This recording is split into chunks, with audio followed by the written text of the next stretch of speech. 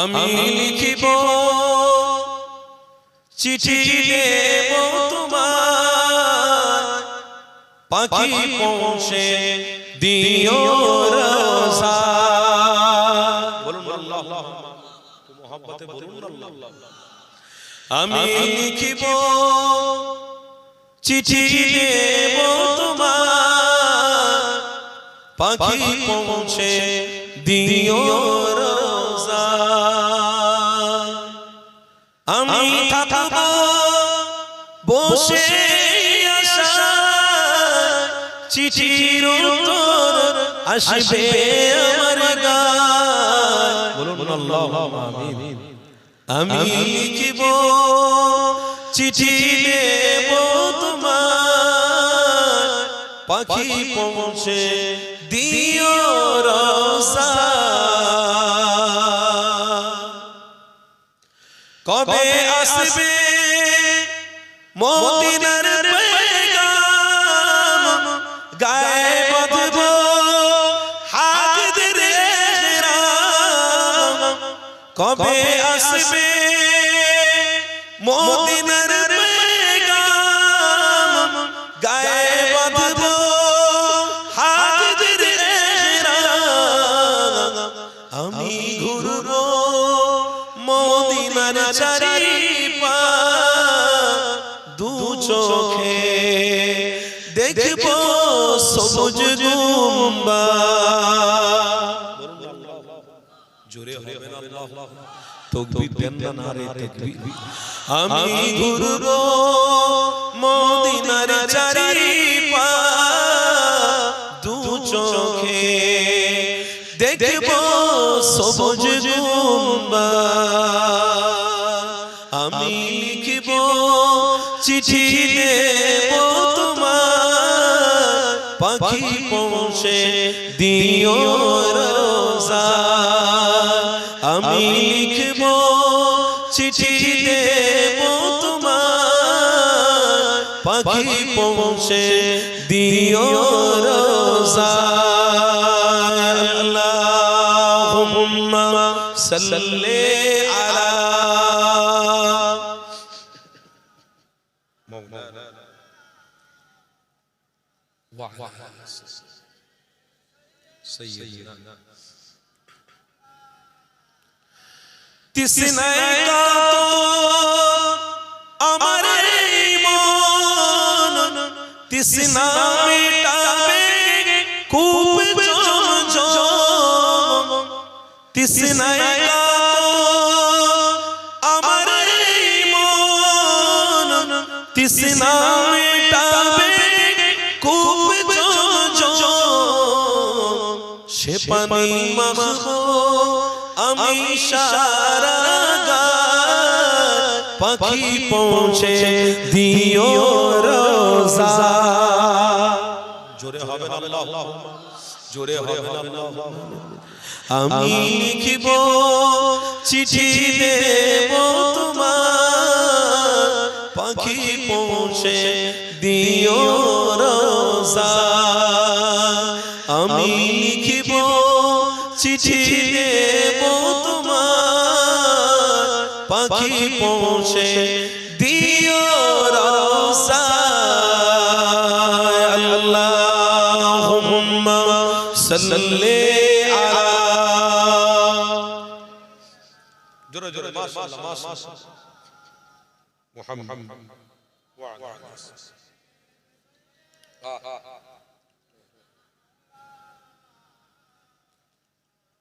আমার বারবার কি গো ইমানি মাহফিলে বসে হাদিস কোরআনের কথা হচ্ছে না হয় না? ফালতু কথা শুনছি আমরা নাকি? ফালতু সময় ব্যয় করছি নাকি? যতজন বসে আছি আলহামদুলিল্লাহ, প্রত্যেকটা সুবহানাল্লাহর ওসিলায়, দরুদের ওসিলায়, প্রত্যেকটা সুবহানাল্লাহর ওসিলায় আল্লাহর জান্নাতে আল্লাহ আপনার আমার নামে গাছ রোপণ করতে লেগেছে। একটু মহব্বতে হবে না? এই কথাটা বলতে গিয়ে একটা হাদিস মনে পড়ে গেল। হযরত আবু হুরায়রা রাদিয়াল্লাহু তাআলা থেকে বর্ণিত আছে। যে কথা বলছিলাম ওটা বলবো। আম্মা খাদিজাতুল কুবরার যে কথাটা ওটা বাকি আছে, ওই হাদিসটা আমাকে সমাপ্তি করতে হবে। কিন্তু কথা বলতে বলতে অনেক কিছু মনে পড়ে যায়, তো একটু এদিক ওদিক হয়ে যায়। তাই যাই হোক, আবু হুরায়রা রাদিয়াল্লাহু তাআলা হুজুর আমার রাস্তার ধারে একটা গাছ লাগাচ্ছেন আল্লাহর নবী দোনো জাহানের বাদশা হুজুর আমার হযরত আবু হুরায়রা রাদিয়াল্লাহু তাআলা আনহুকে দেখে চুপ দাঁড়িয়ে গেলেন হযরত আবু হুরায়রা রাদিয়াল্লাহু তাআলা আনহু গাছ লাগিয়ে যাচ্ছেন আল্লাহর নবীকে দেখে ছুটে আমার নবীর দরবারে হাজির নবীর সামনে এসে দাঁড়িয়ে বলছেন লাব্বাইক ইয়া রাসূলুল্লাহ হাবিবাল্লাহ হুজুর আপনি দাঁড়িয়ে আছেন আপনার জন্য কি করতে পারি আপনি বলুন আপনার জন্য কি করতে পারি আল্লাহর নবী দোনো জাহানের সুলতান বলছেন হে আবু হুরায়রা কিছু নয় তুমি যে গাছ লাগাচ্ছিলে আমি এই গাছ লাগানো দেখে খুশি হচ্ছিলাম তবে এই গাছ জমিনে লাগাচ্ছ তুমি আমি একটা আমল বলবো আল্লাহ তোমার জন্য জান্নাতে গাছ লাগাবে হুজুর আমলটা বলুন আহা নবীর গোলাম কুরবান যাক সেই নবী বলছেন হে আবু হুরায়রা রাদিয়াল্লাহু তাআলা আনহু তুমি দৈনন্দিন সুবহানাল্লাহ সুবহানাল্লাহ সুবহানাল্লাহ সুবহানাল্লাহ বলবে জান্নাতে আল্লাহ তোমার নামে একটা গাছ লাগাতে থাকবে আজকে সেই মজলিসে আমরা বসে আছি যাই তাই নয় এখানে বসেছিলেন আবু বকর নবীর চেহারা দেখে সিদ্দিক হয়ে গেছেন জোরে জোরে বলবেন এখানে বসেছিলেন ওমর ফারুক নবীর চেহারা দেখে জান্নাতের মেহমান হয়ে গেছেন এখানে বসেছিলেন উসমানে গনি নবীর চেহারা দেখে রাসূলের কথাগুলোকে প্রাধান্য দেওয়ার কারণে আল্লাহ ফেরেশতা দিয়ে উসমানে গনিকে নিরাপত্তা দিতে শুরু করেছিলেন এটা সেই জায়গা তো সহজ নয় 250 গুড় কোনোদিন 1 কেজি হয় না আর আপনারা এতগুলো মানুষ বসে আছেন আপনারা মনে মনে করছেন যে আমরা মনে হয় ওই সমস্ত মানুষের থেকে ফেসে গেল কারণ তারা আসলে আমরা মনে হয় মূর্খ মানুষ বসে গেল মানে ফেসে গেল আপনারা ফেসে যাননি আপনারা আসল কাজ করেছেন আল্লাহ চাইলে অনেক আমল করেছেন এই মাহফিলটা আল্লাহ চাইলে কবুল করে নিতে পারে এই মাহফিলে যারাই বসেছিল আল্লাহ তাদেরকেও কবুল করে জান্নাতের মেহমান বানিয়ে নিতে পারে আমরা ফেসে যাই নাই কারণ আমরা প্রত্যেকটা সেকেন্ড প্রত্যেকটা মিনিট প্রত্যেকটা ঘন্টা ভালো রাস্তায় কাটাচ্ছি বলুন আলহামদুলিল্লাহ আল্লাহ আল্লাহ শুকরিয়া আদায় করে বলুন আলহামদুলিল্লাহ আল্লাহ নবী দোনো জাহানের সুলতান দয়া নবীর কথা আপনাদেরকে শোনাচ্ছিলাম আল্লাহ নবী দোনো জাহানের সুলতান আল্লাহ নবী আমার খাদিজাতুল কুবরা বাড়িতে প্রবেশ করলেন সুলতানের কাছে আম্মা খাদিজাতুল কুবরা পানিটা তুলে দিলেন আল্লাহ নবী আমার ওই পানিটা 3 ঢোকে পান করতে শেষে আমার রাসূলুল্লাহ ওই পানিটা পান করার পরে কি বলেছিলেন আলহামদুলিল্লাহ এ যুবকেরা আজ আমরা অধিকাংশ মানুষ আমাদের দিক থেকে আমরা আগে গাড়ি এইগুলো করতে করতে আমরা এগিয়ে চলে যাচ্ছি আজ আমরা কি করে ভালো থাকবো কি করে সুস্থ থাকবো আমার ছেলে কি করে ডাক্তার হবে আমার ছেলে কি করে মাস্টার হবে এইগুলো চর্চা আমরা করতে করতে সময় পার করেছি কিন্তু মনে রেখে দিও আল্লাহ নবীর দুনিয়া বাসা হাবিবুল্লাহ জানাতে লেগেছে এই পৃথিবীর মানুষেরা আল্লাহ পবিত্র কোরআনে জানাতে লেগেছে ইয়া আইয়ুহাল্লাযীনা আমানু হে বিশ্বাসীগণ কু আনফুসাকুম ওয়া আহলিকুম নার তুমি নিজে ইনকাম করো সব কিছু করো কিন্তু জাহান্নামের আগুন থেকে বাঁচার জন্য অন্তরে মুহাম্মদ রাসূলকে বসাও মুহাম্মদ রাসূলের অনুসারী হয়ে যাও নবী পাকের রাস্তা দেখাতে লেগেছে ওই রাস্তাকে মজবুত করে ধরে রাখো হাজার হাজার বিপদ আসবে হাজার হাজার মুসিবত আসবে ওই মুসিবতগুলোকে তুমি মজবুত করে ধরে রাখো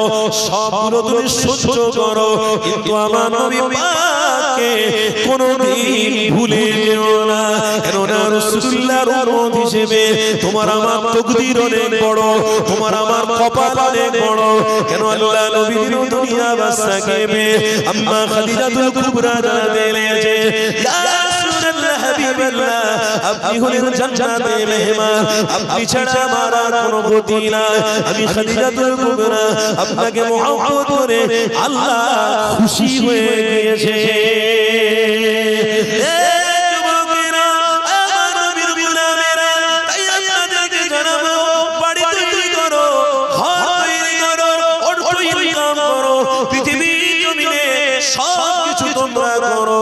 কিন্তু জিনা অন্যায় ব্যভিচার হারামে দিকে যেও না এগুলো করো ঠিকই কথা কিন্তু অন্তত রাসূলুল্লাহকে ভুলে যেও না যে নবী আল্লাহ তোমার আপনার কপালে জুটিয়ে দিয়েছে ওই রাসূলুল্লাহকে কোনোদিন ভুলবো না ওই রাসূলুল্লাহকে কোনোদিন ছাড়বো না এতবকিরা কি নবী আল্লাহ নবী দয়াল নবী আমার পানি পান করার পরে আলহামদুলিল্লাহ বলেছে তোমাকে আলহামদুলিল্লাহ বলতে হবে নবী আমার যখন খেয়েছে খাওয়া দোয়া বলেছে তোমাকেও বলতে হবে আমার নবী যখন খাওয়া শেষ হয়ে যেতে লেগেছে তখন আলহামদুলিল্লাহ বলেছে তোমাকেও বলতে হবে খাওয়া যখন শেষ হয়ে যাবে তখন তোমাকে দোয়া পড়তে হবে কেন আমার নবী বলেছে মানে তোমাকেও পড়তে হবে তাই নবীর গোলামকে জানিয়ে দিয়ে যায় এই নবীর যে দেখানো রাস্তা যে সিস্টেম রয়েছে ইসলামে এই সিস্টেম কেউ বদলাতে পারবে না এই সিস্টেম কেউ পরিবর্তন করতে পারবে না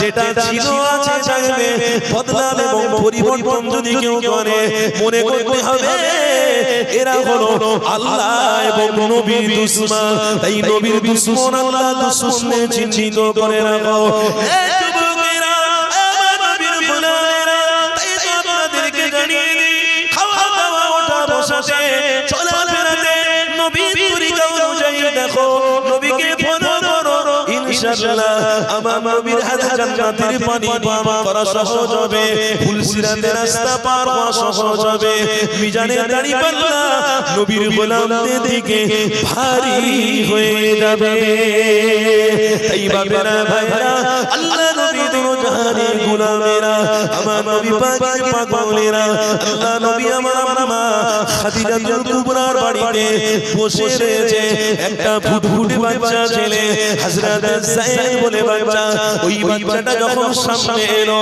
আম্মা খাদিজাতুল কুবরা সামনে এলো আল্লাহ নবী জিজ্ঞাসা করতে লেগেছে বিবি খাদিজা এই বাচ্চাটা কে আল্লাহ নবী বিবি খাদিজা জানাতে লাগলেন এই বাচ্চাটা গোলাম হিসেবে বাড়িতে রেখেছি আল্লাহ নবী দয়া নবী দেখতে পেলে একদিন গেল দুদিন গেল তিন দিন গেল আম্মা খাদিজাতুল কুবরার বাড়িতে ওই 12 বছরের বাচ্চা হযরত যায়েদকে আল্লাহ নবী ফলো করতে লেগেছে যায়েদ বলে বাচ্চাটা চলাফেরা ওঠা বসা খাওয়া দাওয়া দিন দুনিয়া সুলতান আল্লাহ নবী আমার ফলো করতে লেগেছে ওই যায়েদ বলে বাচ্চা ছেলেটাকে আল্লাহ নবী ডাকে জিজ্ঞাসা করে ফেললে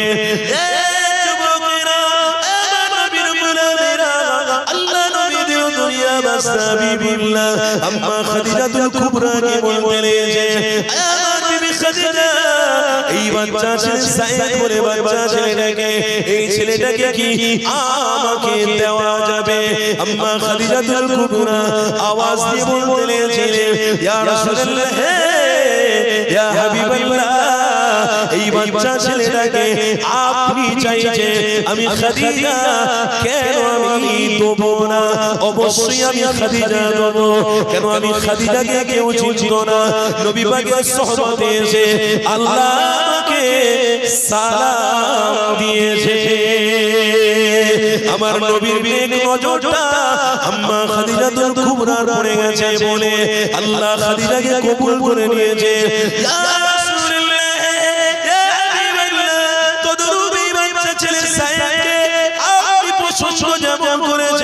আমি খাদিজা বলি আমার আল্লাহ এই বাচ্চা ছেলে যায়েদকে কবুল করে নিয়েছে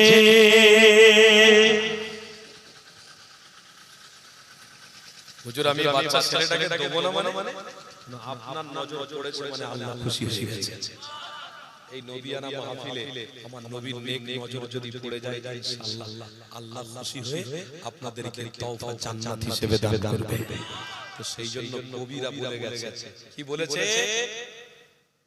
সূর্য অপেক্ষা করে কিসের জন্য সূর্য দিনের জন্য আর চন্দ্র অপেক্ষা করে কিসের জন্য রাতের জন্য সমুদ্র অপেক্ষা করে কিসের জন্য মোহনার জন্য নবীর গোলামরা ঈমানি মাহফিলে অপেক্ষা করছে নবীর দিদার পাওয়ার জন্য আমরা সেই গোলাম হাল ধরেছি ছাড়বো না। যে নৌকাতে উঠেছি ওই নৌকা থেকে কোনোদিন ছুটে চলে যাব না, কোনোদিন ওই নৌকা ভুলে যাব না, ওই নৌকা ছেড়ে অন্য নৌকায় উঠতে যাব না। কেন? এই নৌকাতে সমুদ্রতে মাঝি হিসেবে আমার রাসূলুল্লাহ হাল ধরে রেখেছে, আর নবীর গোলামরা ওই নৌকাতে আছে। ওই নৌকাটা চলতে চলতে চলতে জান্নাতে গিয়ে দাঁড়িয়ে যাবে, নবী আগে আগে যাবে, নবীর গোলামরা পিছনে পিছনে জান্নাতে চলে যাবে। তাই আমরা পৃথিবীতে কষ্ট করতে চাই, তাই আমরা পৃথিবীতে 5 ওয়াক্ত নামাজ পড়তে চাই, তাই পৃথিবীতে মানুষকে ভালোবাসতে চাই, তাই পৃথিবীতে প্রত্যেকটা ভাই, প্রত্যেকটা বাপ, প্রত্যেকটা মাকে সম্মান করতে চাই, পৃথিবীতে প্রত্যেকটা মানুষকে যথাযথ সম্মান দিয়ে পৃথিবী থেকে বেঁচে থাকতে চাই। পৃথিবীতে লাঞ্ছিত অপমানিত হয়ে থাকতে চাই না, মরতে চাই না। তাই আল্লাহর কাছে সব সময় দোয়া করবেন, আল্লাহ ইজ্জতের সাথে বাঁচিয়ে রাখুন, ইজ্জতের রুজি দেন, আর মৃত্যুর সময় নবীর গোলামতি নসিব করে, নবীর দিদারটা নসিব করে দিবেন। এই দোয়া সবাই করবেন তো? বলুন না ইনশাআল্লাহ, জোরে বলুন না ইনশাআল্লাহ। আল্লাহ নবীর মুদাহারে সুলতান দয়া নবী আমার খাদিজাকে বলতে লেগেছে, আয় আমার বিবি খাদিজা, আমি রাসূলুল্লাহ এই বাচ্চাটাকে আমি পছন্দ করে নিলাম। আম্মা খাদিজাতুল কুবরা জানাতে লাগলেন, ইয়া রাসূলুল্লাহ, হাবিবাল্লাহ, এই বাচ্চাটাকে স্বইচ্ছায় আমি আপনার হাতে তুলে দিলাম। কেন? আপনি নজর দিয়েছেন মানে আল্লাহ কবুল করে নিয়েছেন। 12 বছরের হাদিস হযরত সাহেব, এ যুবকেরা, আমার নবীর গোলামেরা, এই বাচ্চা ছেলে সাইদ করেছে না। আল্লাহ নবী জাহানের সুলতানের বাড়িতে রয়েছে খাওয়া দাওয়া ওঠা বসা, আমার নবী পাকের নকশাতে থাকতে লেগেছে। আল্লাহ নবী যেটা যখন বলে ওই বাচ্চা ছেলে সাইদ, তখন সেটা করতে থাকে। ওই বাচ্চা ছেলেটা আমার রাসূলুল্লাহকে চিনতে পেরে গেছে। ওই বাচ্চা ছেলেটাকে কেউ বলে দেয় না ইনি হলেন জাহানের সুলতান, ইনি হলেন জাহানের বাদশা, ইনি হলেন দয়া নবী। ওই বাচ্চাটা কেউ বলে দেয় না। ওই বাচ্চাটা আস্তে আস্তে সমতে দাঁড়াতে ওই বাচ্চাটা স্বীকার করে নিয়েছে ইনি হলেন মুহাম্মদ রাসূলুল্লাহ।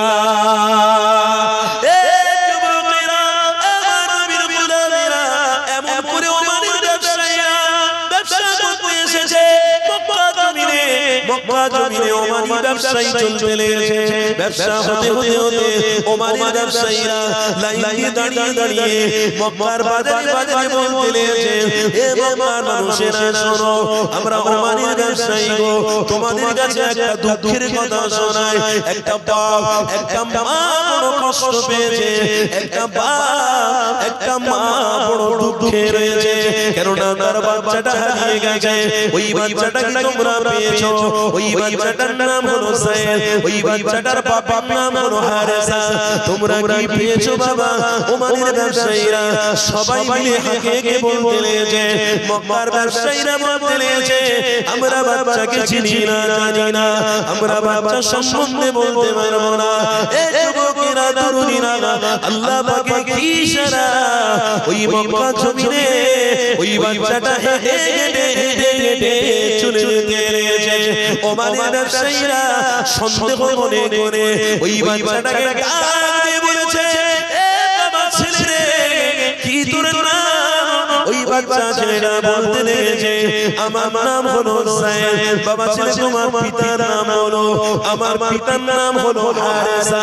যেই না বলেছে, ওমানের ব্যবসায়ীরা বললো, বাবা ছেলে রে, তোমার পিতা মাতা বড় বড় কষ্ট এবং দুঃখের মধ্যে রয়েছে, আমরা ওমানের বাসিন্দা, তুমি ওমানের বাচ্চা ছেলে, চলো তোমার মায়ের কাছে তোমাকে ফিরিয়ে নিয়ে যাব, তোমার আব্বা জানের কাছে ফিরিয়ে নিয়ে যাব। চলো বাবা ছেলে রে, চল আমার সাথে চলে চল।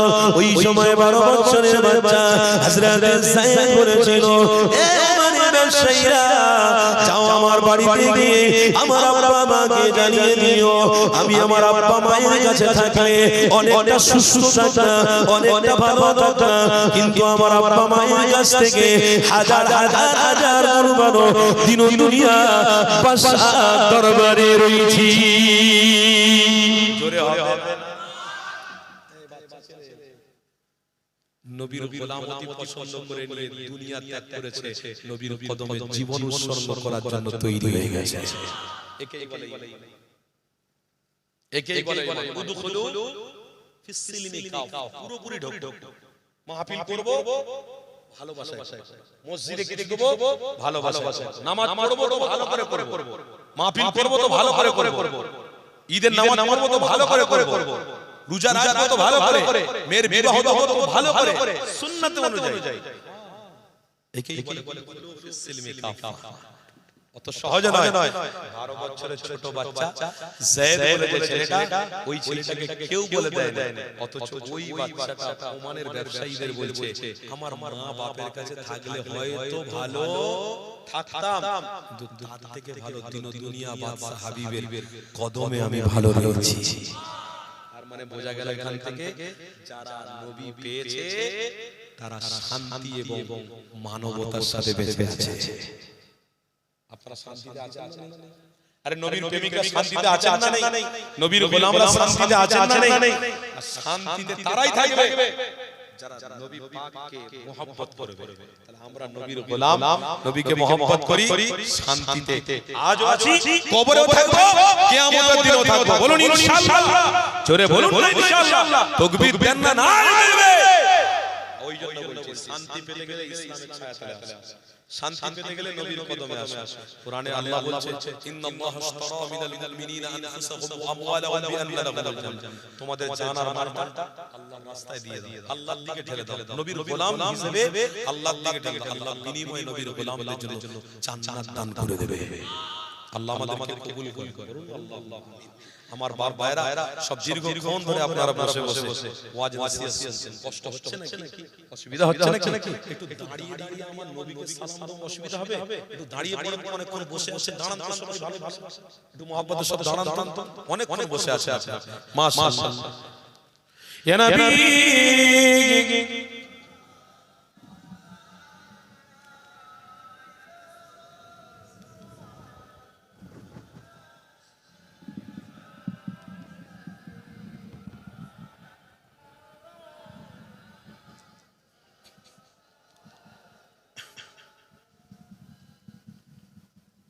অনেকক্ষণ ধরে আপনারা বসে আছেন আর আমিও বসে আছি। ইমানি মাহফিলে বসাটা আমাদের অনেক বড় সৌভাগ্য, অনেক বড় তাকদীর। আল্লাহ যখন ভালো রাস্তায় ভালো সময়টাকে ব্যয় করাচ্ছেন, তাহলে ইনশাআল্লাহ আমরা মনে করতে পারি যে আমরা আগামী দিন এবং আমার প্রজন্ম, পরের প্রজন্ম ইনশাআল্লাহ মুক্তি এবং রাসূলুল্লাহর গোলামতিকে পছন্দ করে এগিয়ে যাবে। আপনারা চান না আপনার পরের প্রজন্মকে রাসূলুল্লাহর দেখানো রাস্তাকে মজবুত করে ধরে রাখার চেষ্টা করুন। আপনার পরের প্রজন্ম, আপনার ছেলে, আপনার মেয়ে, আপনার স্ত্রী সবাইকে নবীর গোলাম বানিয়ে মরার চেষ্টা করবে। না হলে শুধু খেটে ইনকাম করে আর তাদের জন্য ভেবে আপনি কবরে চলে যাবেন, আর আপনার স্ত্রী কি করবে? ওই মোবাইলে পরপুরুষের সাথে মোবাইলে ছবি দেখে পরপুরুষের সাথে কথা বলে অন্যায় গুনাহ ব্যভিচারী করে তার জীবন কাটবে, আর তুমি কবরে শুয়ে কি করবে? গুনার ভার নিতে হবে। তা আপনি কষ্ট করছেন আপনার ছেলের জন্য, আপনার মেয়ের জন্য, আপনার স্ত্রীর জন্য, আর আপনি মরে গেলে অন্ধকার কবরে গুনার ভার নিতে হবে। আমার ছেলে, আমার স্ত্রী, হ্যাঁ নিতে হবে, কারণ আপনি তাদেরকে সবকিছু দিয়েছেন, কিন্তু আপনি তাদেরকে ইসলামের আদর্শ দেন, ইসলামের নীতি দেননি। এটা কিন্তু চলবে। কথা বুঝলেন না? বুঝলেন? এটা আল্লাহর ওয়াস্তে বলে যাচ্ছি, হাত দুটো জড়ো করে যাচ্ছি আল্লাহর ওয়াস্তে। খবরদার আপনার স্ত্রী, আপনার পরিবারের দিকে একটু লক্ষ্য রাখুন। কেন?